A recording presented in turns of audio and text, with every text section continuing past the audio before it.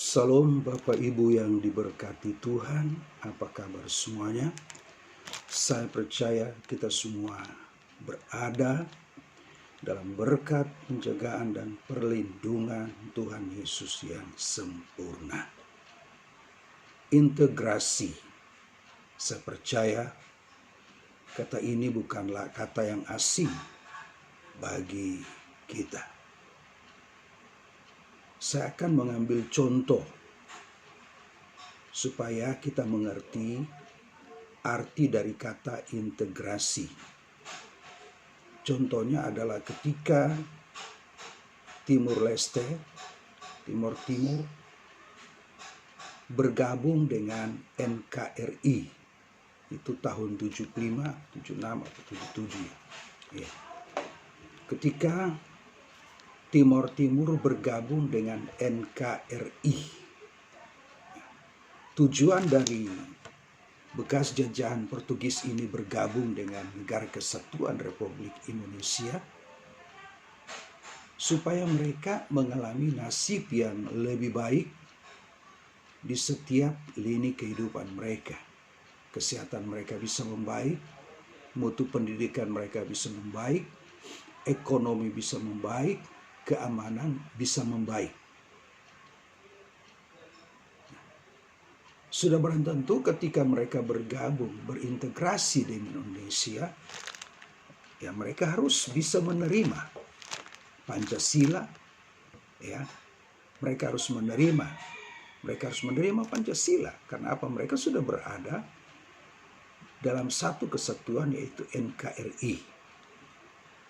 Seperti itulah pengertian dari integrasi. Berintegrasi. Tujuannya supaya apa?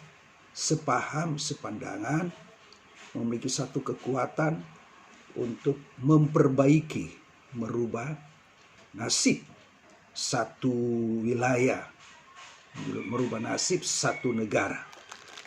Nah, sekarang kita lihat kata ini dalam hubungan kita dengan Tuhan Yesus Kristus. Kita lihat kata ini dalam hubungan kita dengan Tuhan Yesus Kristus.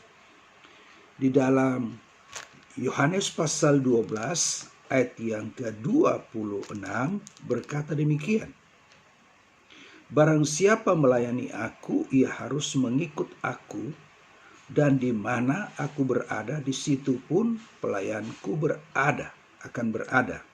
Barang siapa melayani aku, ia akan dihormati oleh Bapa. Jadi melayani aku harus berada bersama Yesus. Karena kita melayani pekerjaan Tuhan. Jadi kita harus menjadi satu dengan Tuhan. Jangan melayani Tuhan tapi terpisah dari Tuhan yang kita layani. Ya, itu namanya tidak berintegrasi. Yang namanya berintegrasi ketika kita melibatkan diri dalam pekerjaan Tuhan, kita harus satu. Menyatu. Di mana Kristus berada, di situ juga kita berada. Bapak Ibu yang dikasihi oleh Tuhan Yesus Kristus,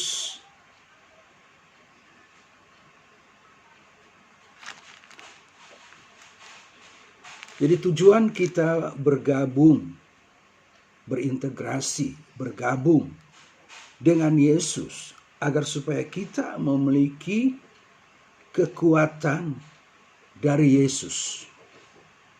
Karena Tuhan Yesus katakan, di luar aku kamu tidak dapat berbuat apa-apa.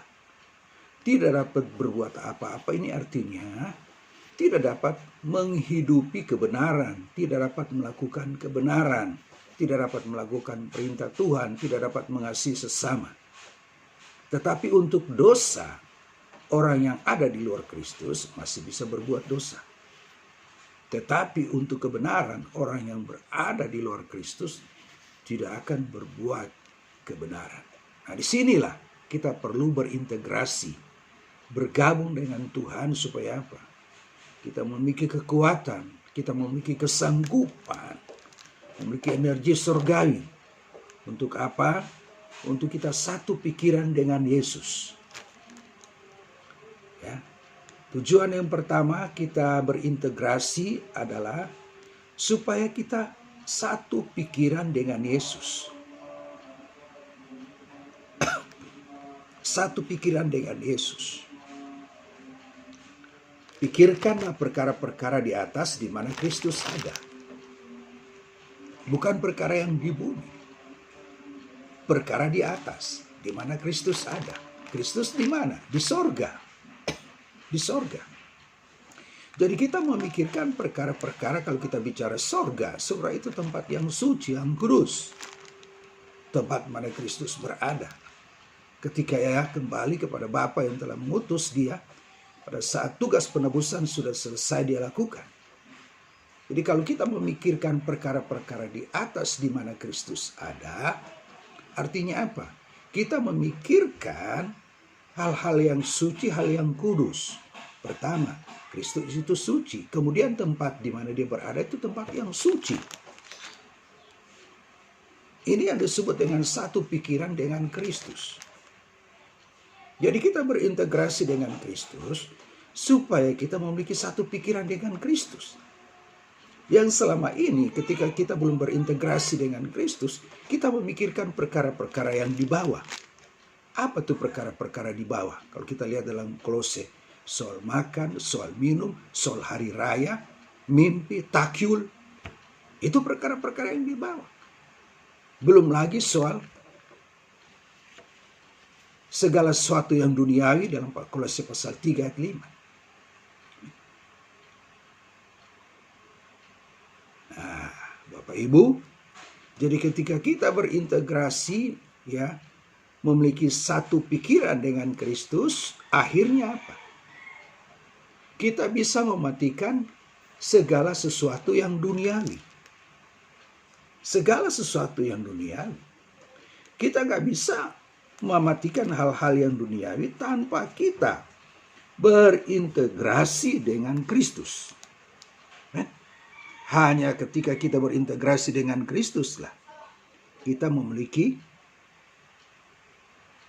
kekuatan untuk apa? Mematikan hal-hal yang duniawi. Jadi satu pikiran. Satu pikiran. Kristus memikirkan hal-hal yang luar biasa demi keselamatan banyak orang. Kristus memikirkan bagaimana orang yang belum dengar Injil bisa dengar. Itu juga yang harus kita pikirkan. Kan satu pikiran. Kristus memikirkan bagaimana caranya supaya orang yang terikat dengan kuasa gelap dilepaskan, dibebaskan. Itu juga yang kita pikirkan. Kan satu pikiran dengan Kristus. Amin. Kristus memikirkan bagaimana supaya orang yang sakit itu disembuhkan. Kita juga harus memikirkan. Kan satu pikiran dengan Kristus. Amin. Kristus memikirkan bagaimana orang yang terikat dengan kuasa gelap, yang sakit hati, ya, bisa disembuhkan. Itu juga yang harus kita pikirkan. Bukan kita membuat luka di atas luka, tapi kita membawa berita kesembuhan bagi mereka. Kan satu pikiran dengan Kristus. Amin. Kristus memikirkan bagaimana supaya suami rumah tangga yang berantakan, suami istri yang ribut, yang sudah diambang perceraian, tinggal ketok palu, mereka akan putus hubungan pernikahan. Kristus pikirkan bagaimana supaya tidak terjadi perceraian. Itu juga yang harus kita pikirkan. Kan satu pikiran dengan Kristus. Amin. Satu pikiran dengan Kristus. Kristus memikirkan bagaimana caranya orang yang lemah, yang putus asa, stres, depresi, supaya bisa mengalami kemenangan, kelegaan, sukacita, kebebasan, kemerdekaan dari Kristus. Nah, itu juga yang harus kita pikirkan. Nah, ketika kita memiliki pikiran yang sama, satu pikiran dengan Kristus, maka yang terjadi adalah apa? Banyak orang akan mengalami lawatan Tuhan. Banyak orang akan mengalami pemulihan dari Tuhan Yesus. Tujuan yang pertama kita berintegrasi dengan Tuhan. Supaya kita memiliki satu pikiran dengan Kristus.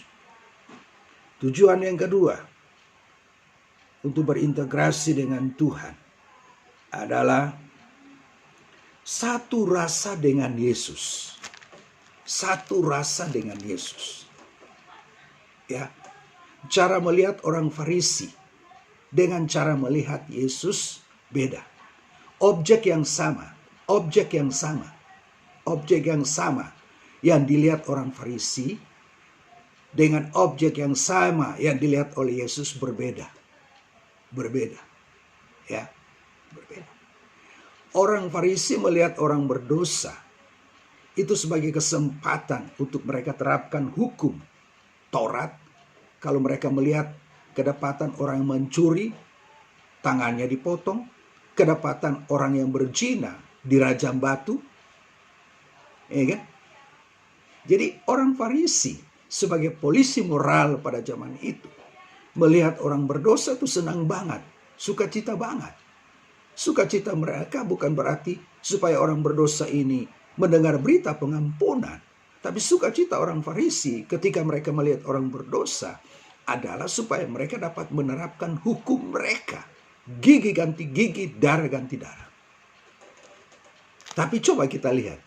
Objek yang sama yang dilihat Yesus. Yesus melihat orang berdosa. Timbullah belas kasihan. Tapi orang Farisi melihat orang berdosa. Padahal mereka juga berdosa. Timbullah pikiran bagaimana supaya orang berdosa itu dirajam batu, dihukum sedengan hukum mereka. Tapi Yesus melihat orang berdosa. Timbullah belas kasihan. Karena apa? Mereka tercerai-berai. Seperti domba yang tidak digembalakan. Jadi ketika kita berintegrasi dengan Kristus, supaya kita memiliki satu rasa dengan Yesus. Melihat orang-orang yang menyakiti kita, melukai kita. Bukan sebagai objek untuk kita menumpahkan amarah kita, arogansi spiritual kita. Menumpahkan kekesalan kita, kebencian kita, menumpahkan sakit hati kita. Bukan. Kalau kita lakukan seperti itu, kita belum berintegrasi dengan Kristus. Bukti dari kita yang berintegrasi dengan Kristus. Ketika melihat orang berdosa, ya timbul belas kasihan. Timbul belas kasihan. Kenapa? Karena dulu mereka juga seperti kita. Cuma kita yang duluan menerima kasih karunia. Amin. Jadi melihat orang-orang yang melukai hati kita, itu bukan sebagai objek untuk kita tumpahkan kebencian dan kekesalan hati kita. Seorang istri yang sudah satu rasa dengan Yesus, dia tidak akan melihat suaminya yang melakukan kekerasan dalam rumah tangga. Baik lewat fisik maupun lewat perkataan. Dia tidak akan melihat suaminya sebagai objek dari sakit hatinya, kebenciannya, balas dendamnya. Dia tidak melihat sebagai objek dari murka Allah. Tetapi belas kasihan yang ia miliki ketika ia berintegrasi dengan Yesus. Dia melihat suaminya yang melakukan kekerasan dalam rumah tangga terhadap dia dan anak. Sebagai jiwa yang harus diselamatkan. Bukan jiwa yang harus disakiti, dilukai, dimaki, dibenci. Tidak. Tapi istri yang sudah satu rasa dengan Tuhan.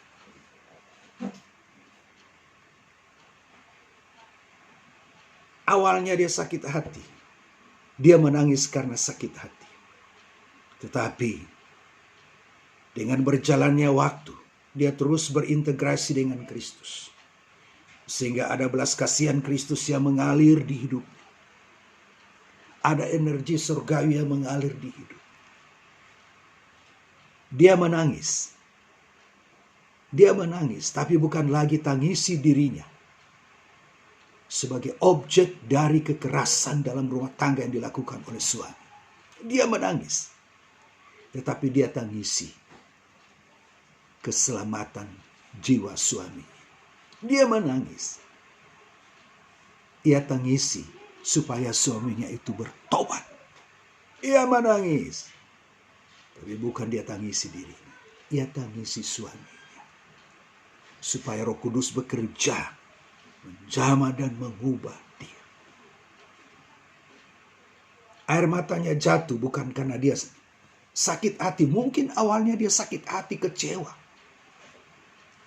Tapi kemudian ada perubahan demi perubahan ketika dia terus ada dalam hadirat Tuhan. Ada dalam hadirat Tuhan, berdoa.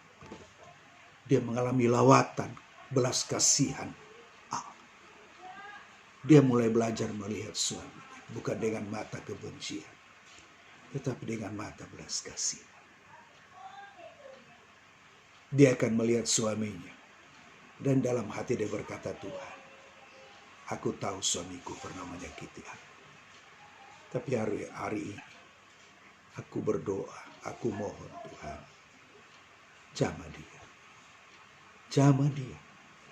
Ubahkan dia, bebaskan dia dari ikatan-ikatan kuasa gelap.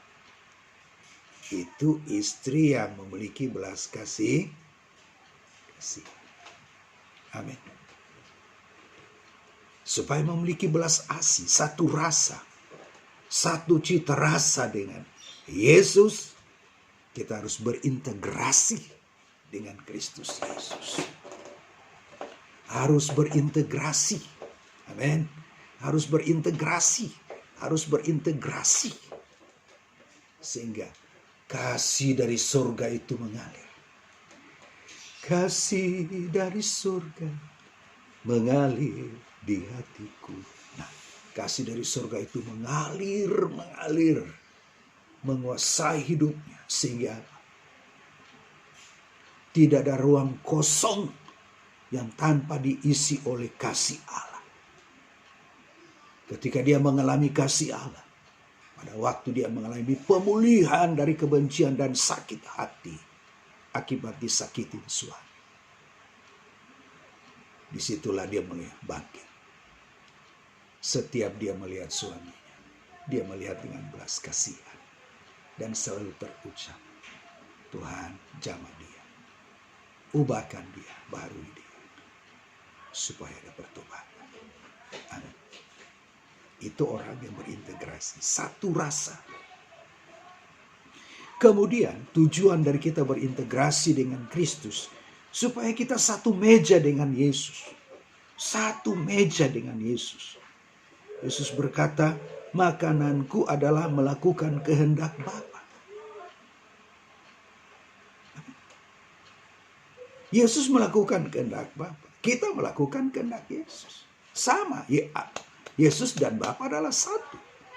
Jadi ketika kita melakukan kehendak Bapa, kita sudah melakukan kehendak Yesus. Ketika kita melakukan kehendak Yesus, kita juga sudah melakukan kehendak Bapa. Jadi kita harus ada di satu meja makan dengan Yesus. Supaya kita apa? Memiliki satu kebutuhan yang sama.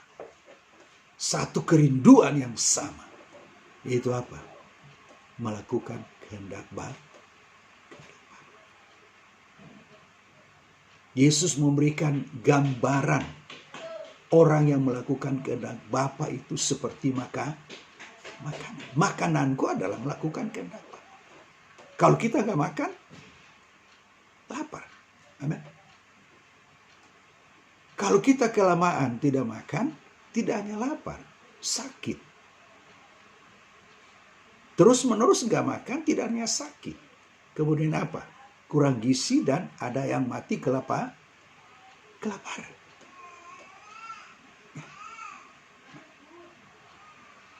Nah demikian juga dengan kita. Ketika kita tidak menikmati kehendak Bapa, melakukan kehendak Bapa, itu ada sesuatu yang kurang di dalam hidup kita. Ada sesuatu yang kurang. Udah pasti kita lapar. Makanya saya memberikan contoh Alkitab juga memberikan contoh. Ya, kalau kita nggak makan, kita lapar. Nah, seharusnya demikian juga dengan soal kehendak Bapa yang dimetaforakan seperti makanan. Nah, pada waktu kita tidak melakukan kehendak Bapa, berarti kita nggak makan. Nah, pada waktu kita nggak makan, lapar. Kelamaan tidak melakukan kehendak Bapa, lapar. Dan ini kebiasaan ini terus kita pertahankan dan kita lestarikan. Tidak hanya lapar, kelapaan rohani, tapi juga membawa apa? Pada kekurangan gizi rohani sampai mengalami kematian rohani, yaitu apa? Terputusnya hubungan, ya. Terputusnya hubungan antara kita dan Bapa di surga.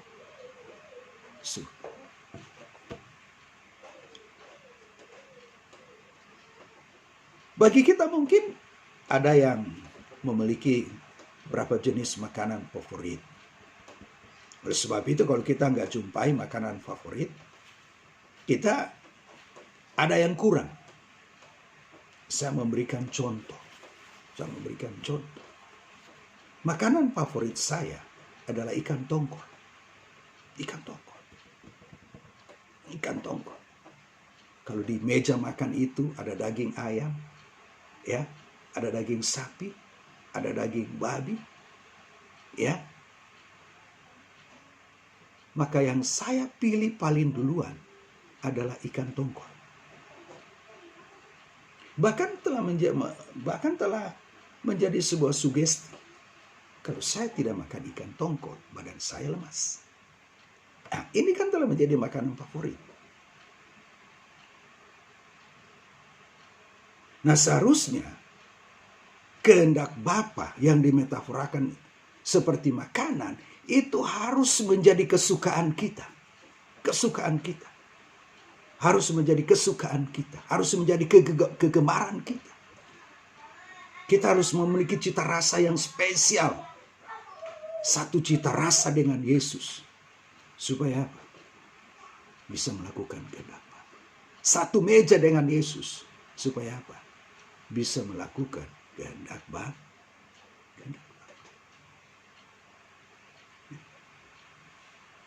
Jadi kalau kita tidak melakukan kehendak Bapa, kita lapar. Seperti orang tidak makan, lapar.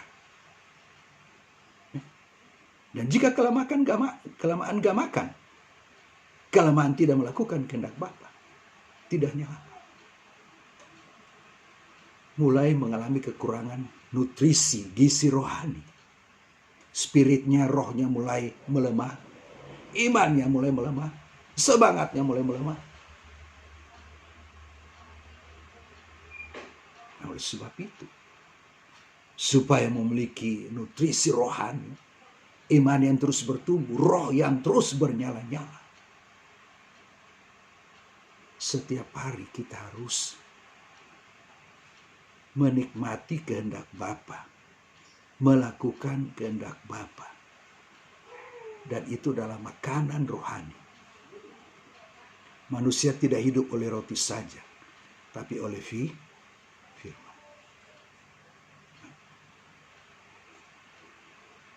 Setiap lembaran Alkitab, setiap pasal ayat, itulah kehendak Bapa yang harus kita lakukan. Tapi kan ada hal-hal yang buruk.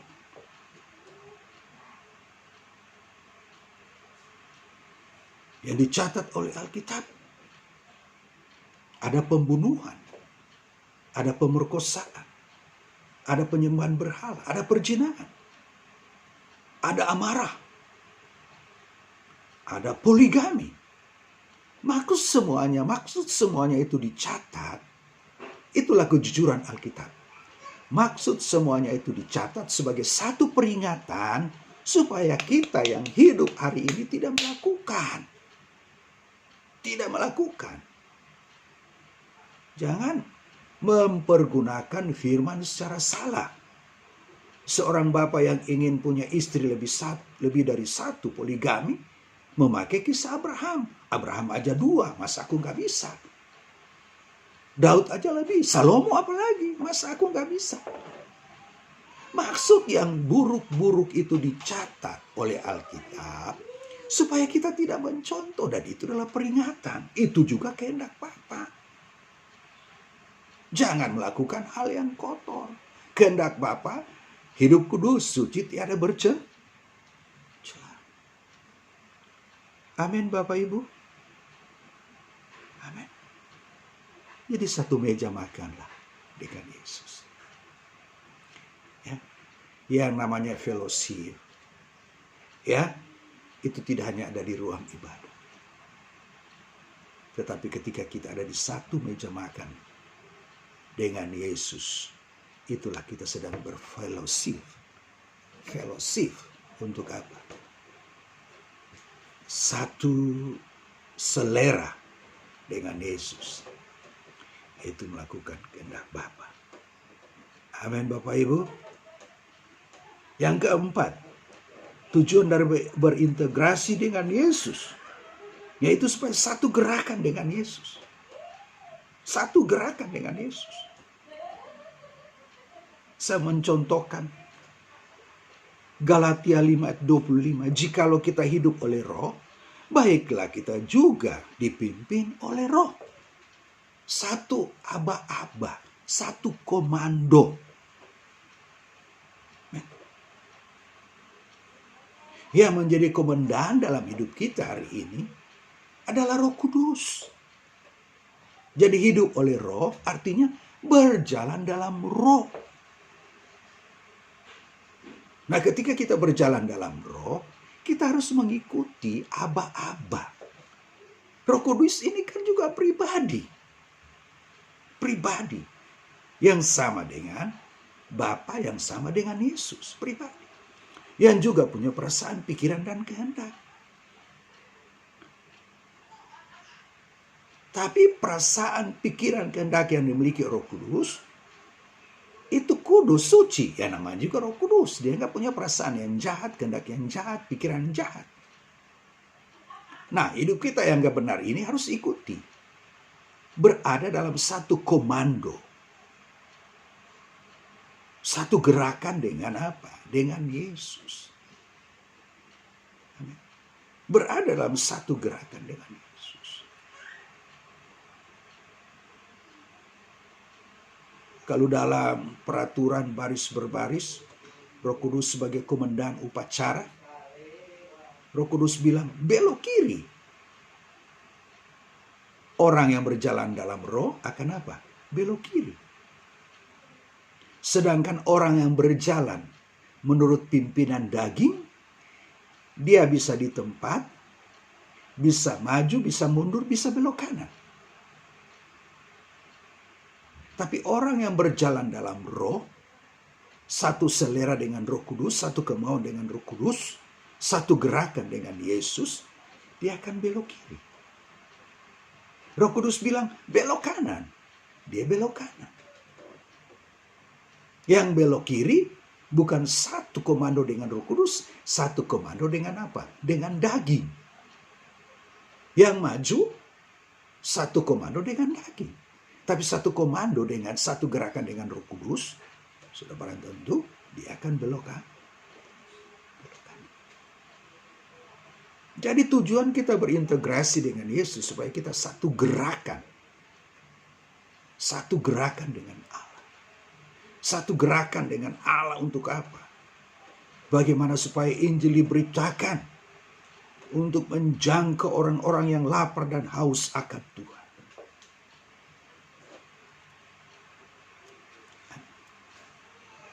Satu gerakan. Jadi kalau Tuhan Yesus sudah bergerak di kecepatan, kalau motor, kecepatan gigi 4, ya minimal kita itu 3 mendekati 4. Minimal kita tuh gigi 3. Bila perlu gigi 4, satu gerakan dengan Yesus. Jangan Tuhan gigi 4, kita gigi 3. Tuhan gigi 4, kita gigi 1. Tuhan gigi 4, kita netral. Sehingga walaupun di gaspol juga nggak bisa jalan. Sebab apa? Belum masuk gigi. Oleh sebab itu saya contohkan. Kita berintegrasi dengan Yesus supaya kita satu gerakan. Satu gerakan. Satu gerakan. Kalau gerakan Yesus diirama musik, rock, cepat, ya kita juga harus satu gerakan dengan Yesus dalam irama yang sama, rock. Jangan Yesus satu gerakan. Tuhanlah kekuatan dan mazmurku. Kita slow. Seperti rusa yang haus. Jauh banget speednya. Kalau Tuhan kalau Tuhan sudah bergerak di irama roh, kita juga harus satu gerakan dengan Yesus di irama roh. Amin. Jangan kita masih bosas atau cacat. Nyanyilah dan menarilah bagi Sang Raja. Jauh.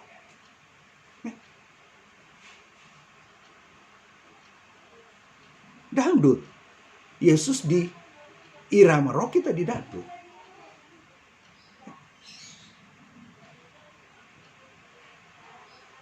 Beda.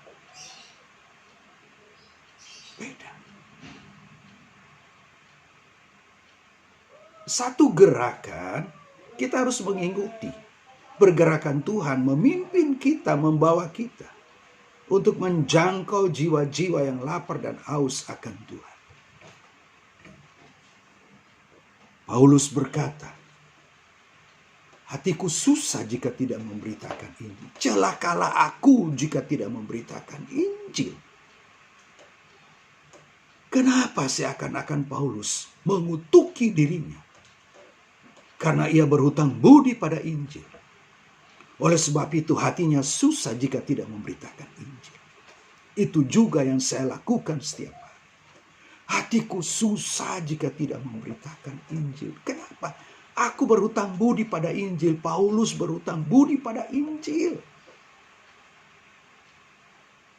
Kebenaran Injil yang telah menelanjangi percayanya Paulus pada hal-hal lahiriah. Aku berhutang budi pada Injil. Karena Injil aku diselamatkan. Karena Injil, pola pikirku yang salah ditata, dibenahi untuk satu skema berpikir dengan surga. Jadi bagi Bapak, Ibu, Saudara-saudari yang betul-betul sudah mengalami bagaimana Injil mengubah hidup, pasti semakin merasa berutang sama Injil. Paulus katakan, hatiku susah jika tidak memberitakan Injil. Ya iya. Karena Injil sudah mengubah dia, sudah menyelamatkan. Itu juga yang aku pakai. Aku doa setiap hari, Tuhan, hatiku susah jika tidak memberitakan Injil. Bapak Ibu, saya melayani di gereja Suara Kebenaran Injil, GSKI, yang digembalakan oleh Bapak Pendeta Dr. Erastus Sabdono, MTH. Saya sangat bersyukur, bangga memiliki Bapak rohani yang memperhatikan kesehatan, keselamatan jemaat. Terakhir saya memberitakan firman, berjumpa dengan jemaat itu 12 Maret. 12 Maret. Setelah hari Minggu 12 Maret, hari Minggu berikutnya, Pak Erastus langsung ambil keputusan.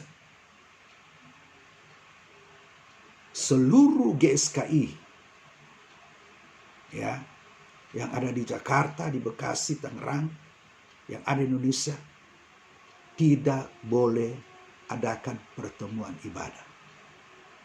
Kemudian GSKI memiliki sekitar 160 SC, Sister Church. Itu pun tidak diutus pembicara. Jadi terhitung mulai Maret, April, Mei, Juni, Maret, April, Mei, Juni. Sekarang sudah Juli, memasuki 4 bulan, 5 bulan. Saya belum berjumpa dengan jemaat secara langsung di mimbar gereja, ruang ibadah untuk memberitakan Injil. Tetapi saya tidak mati pelayanan. Saya tidak mati pelayanan. Walaupun tidak berjumpa dengan jemaat di ruang ibadah untuk sampaikan bagi roti hidup, firman yang hidup. Tapi saya tidak mati pelayanan. Karena sebelum adanya COVID, itu minimal 1 hari 3 renungan saya tulis dan saya kirim. Dan selama ada COVID, semakin bertambah. Renungan saya tulis, saya kirim, dan juga mulai maju selangkah. Rekam khotbah kemudian dibagikan di YouTube. Jadi sekalipun COVID membuat saya jadi tahanan rumah, tidak bisa berjumpa dengan jemaat dalam pertemuan ibadah karena memang gak boleh ada ibadah di GSKI. Dan sampai hari ini pun belum bisa. Mungkin di wilayah-wilayah lain di daerah yang kurva dari COVID tidak ada atau sangat rendah mereka ibadah. Tapi di Bekasi, di Jakarta, di BSD tidak ada. Tapi saya tidak mati pelayanan. Saya tidak mati pelayanan. Setiap hari aku kirim renungan, aku rekam khotbah, itu dibagikan kepada jemaat. Karena itu, aku berhutang budi pada Injil. Hatiku susah jika tidak memberitakan Injil. Dengan cara ini, media sosial, aku membagi Injil. Aku memberitakan Injil. Bagi Bapak Ibu yang mendengar khotbah saya di YouTube, yang membaca renungan di Facebook, Bapak Ibu gak kenal dengan saya secara pribadi, gak masalah. Yang penting lewat renungan firman yang ada di Facebook, yang ada di YouTube, Bapak Ibu bisa mengalami perjumpaan pribadi, bisa mengenal Yesus secara pribadi. Itu lebih berguna dan lebih luar biasa. Karena apa aku lakukan itu? Karena aku mau satu gerakan dengan Yesus. COVID boleh ada, tetapi dia tidak boleh mematikan langkah-langkah kita untuk memberitakan Injil. COVID boleh ada. Berarti yang berubah bukan COVID. Kita yang harus merubah pola pelayanan kita hari ini. Sudah mulai masuk di mana?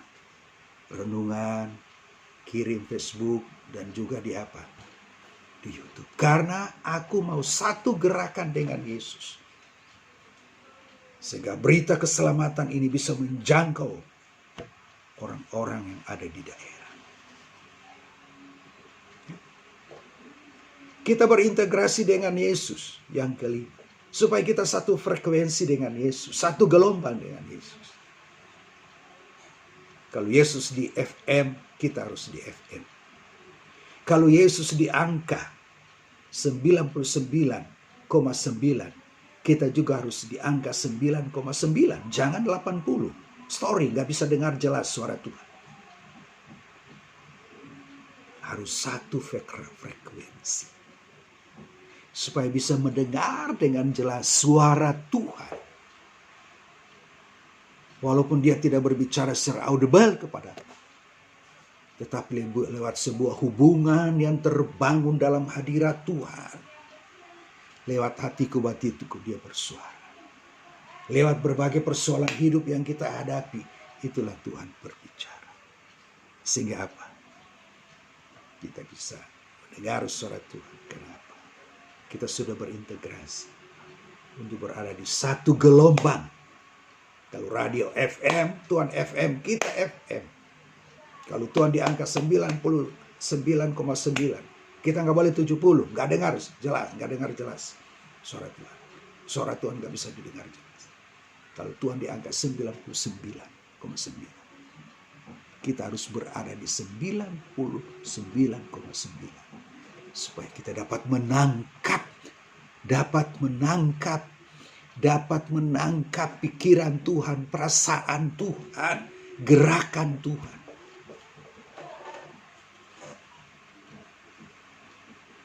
Amin, Bapak Ibu.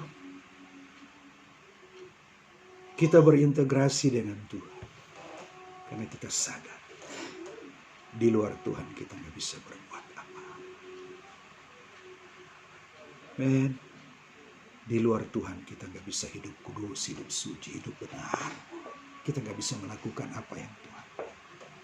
Hanya ketika kita ada di dalam Kristus, ya, ada di dalam Kristus, kita dapat menyerap semua kebaikan Kristus, kasih karunia Kristus, energi surgawi yang memberikan kemampuan. Untuk apa? Untuk terus berintegrasi, unity, bersatu dengan Tuhan. Amin. Tuhan berkati.